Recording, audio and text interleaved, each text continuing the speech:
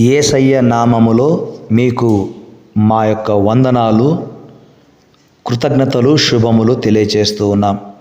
ప్రభువునందు ప్రియమైన దైవ జనాంగమా, ఈరోజు మనము శిలువపైనున్న యేసును చూచుట అనే అంశము మీద కొంతసేపు ధ్యానము చేద్దాము.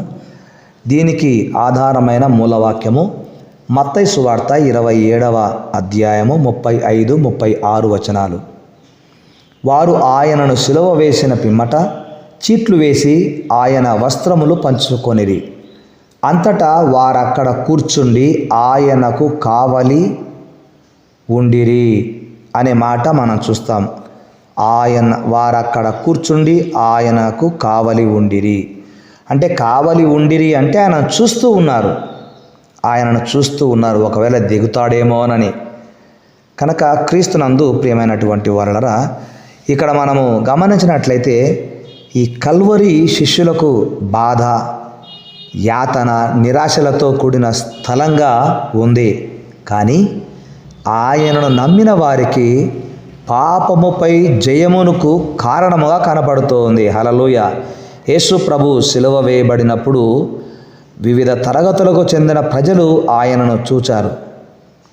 వారిని జాగ్రత్తగా పరిశీలించినప్పుడు మనము కూడా ఏదో ఒక గుంపునకు చెందిన వారముగా ఉంటామని గమనించాలి.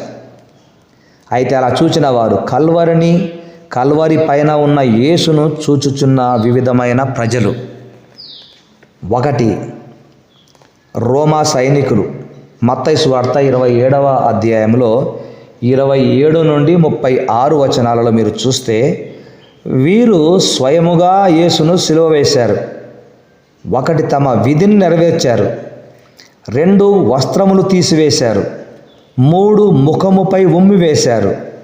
4 తలపై ముళ్ళ కిరీటం పెట్టారు. 5 ముఖము పైన గుద్దారు. 6 ఇనుప వాలుగల కొరడాలతో వీపు మీద కొట్టారు. 7 కొయ్యకు ఆయనను శీలలతో కొట్టారు. 8 ఆయన వస్త్రము కొరకు చీట్లు వేసుకున్నారు. 9 కూర్చొని ఆయన చనిపోవుట చూచారు. బాధాకరం. రోమా సైనికులు చూచిన విధానము. ఇక యేసు ప్రభువును తృణీకరించిన యూదులు. 2వదిగా మత్తయి సువార్త 27వ అధ్యాయంలో 39 నుంచి 40 వచనాల్లో చూస్తాం. వారు 1 సిలువ వేయండి అని కేకలు వేసిన జనము. 2 వారు తలలూపుచూ వెళ్ళిపోయారు. 3 వారు యేసు చెప్పిన మాటలను తప్పుగా చెప్పుకున్నారు. 4 క్రీస్తునందు ప్రియమైనటువంటి వాళ్ళరా, యేసు ప్రభు మరణమును వారు సమ్మతించారు. ఇక్కడ మరొక విషయం గమనిస్తే, యూదా మత నాయకులు యేసు ప్రభువును చూసిన విధానము. మత్తయి సువార్త 27వ అధ్యాయంలో 41 నుంచి 43 వచనాల వరకు. వారు అంటే యూదా మత నాయకులు ఆయన దైవత్వమును గూర్చి హేళన చేశారండి. 4వది నేరస్తులు. మత్తయి సువార్త 27వ అధ్యాయం 44వ వచనంలో 2 దొంగలు హేళన చేశారు. 44వ వచనంలో ఆయనతో కూడా సిలువ వేయబడిన బందిపోటు దొంగలను అలాగే ఆయనను నిందించిరి అని రాయబడింది. 2వది ఒకడు పశ్చాత్తాపడ్డాడు. 3వది బర్నబా తన స్థానే యేసు చనిపోవుట గమనించాడు. ఇక 4 ప్రజలు. లూకా సువార్త 22వ అధ్యాయము 23వ అధ్యాయము 35 నుంచి 35వ వచనము 48వ వచనంలో చూస్తే, యేసు ప్రభు సిలువ మోసుకొని వచ్చేటప్పుడు వీరు అంటే ప్రజలు యేసు ప్రభు సిలువ మోస్తున్నప్పుడు వెంట ఉన్న ప్రజలు వారు రొమ్ము కొట్టుకున్నారు. వచ్చినట్లు ఇంటికి తిరిగి వెళ్ళిపోయారు. ఎలాంటి ఉపయోగం లేకుండా వెళ్ళిపోయారు. ఈరోజు అనేక మంది యేసు ప్రభువును నమ్ముతున్నారే కానీ బాప్తిస్మం తీసుకొని ఆయన బిడ్డగా జీవించడం లేదు, ప్రయోజనం లేదు అలాంటి వారి ద్వారా. 3 యేసు ప్రభువు యేసు ప్రభువుకు పెట్టిన హింసలను చూస్తూ చాలా బాధపడ్డారే కానీ సుంకరిలాగా పశ్చాత్తాపడలేదు. ప్రజలలో మనం చూస్తున్నాం ఈ విషయాలు. 6వది చూస్తే శతాధిపతి.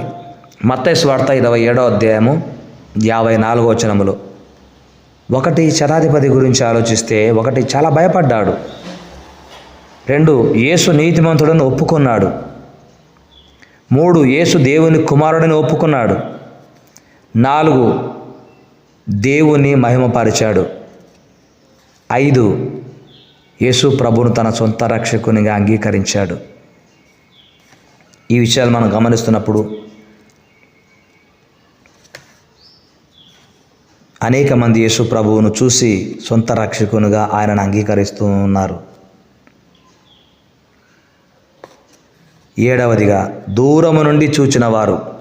మత్తయి సువార్త 27వ అధ్యాయములో 55 నుంచి 57 వచనాలు, లూకా సువార్త 23వ అధ్యాయము 49 నుండి 60 వచనాల వరకు గమనిస్తే దూరము నుండి చూచిన వారు. పేతురు, దూరం నుండి చూచిన వారిలో పేతురు ఒకడు.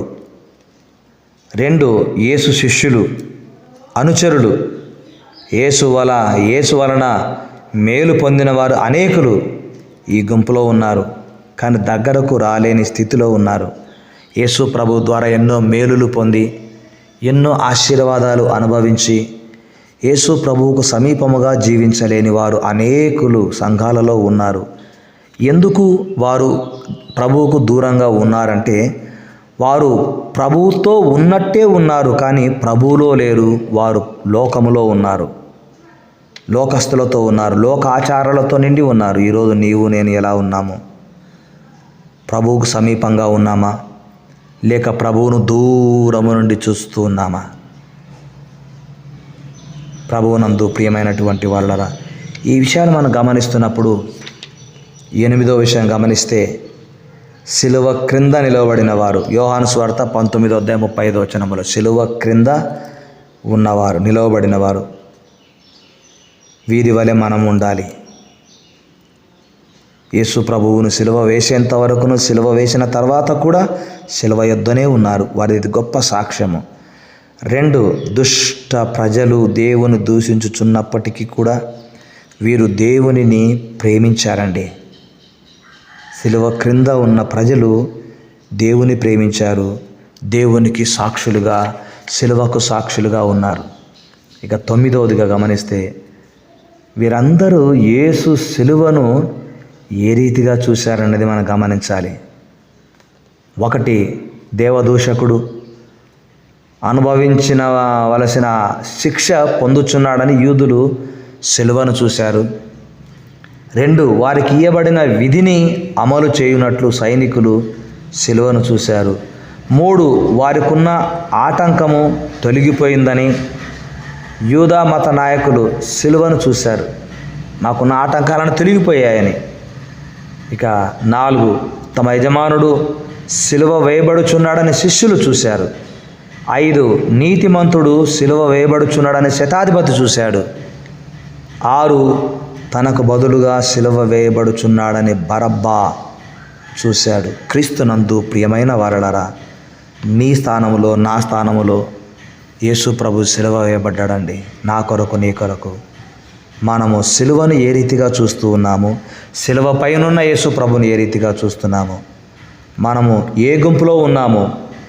నీకు నాకు ప్రతిగా ఆయన సిలువ వేయబడినందుకు నీ పాపములు, నా పాపములు, మన పాపములు కడిగివేయబడ్డాయి. కనుక ఆయనను మన సొంత రక్షకునిగా అంగీకరించాము. ఈ దైనందిన రక్షణను కాపాడుకుందాము. ప్రభువు రాకడ వరకు దీన్ని కొనసాగించుకుందాము. విశ్వాసమునకు కర్తయు దాన్ని కొనసాగించు వాడైన యేసు వైపు చూస్తూ ఈ విశ్వాసయాత్రలో ముందుకు కొనసాగుదాము. అట్టి కృప యేసయ్య మనకు అనుగ్రహించును గాక. Amen, amen. ప్రార్థన చేద్దాం.